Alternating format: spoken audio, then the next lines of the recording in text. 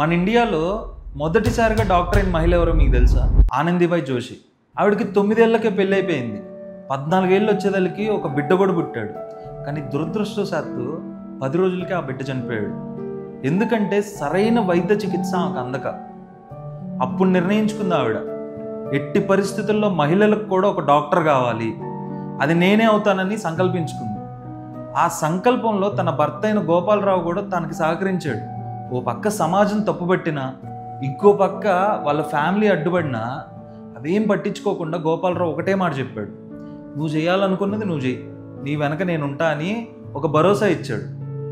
ఆ ఉత్సాహంతోనే ఆనందీబాయి జోషి 19 ఏళ్లకే మెడిసిన్ చేయడానికి అమెరికాకి ఒంటరిగా వెళ్ళింది.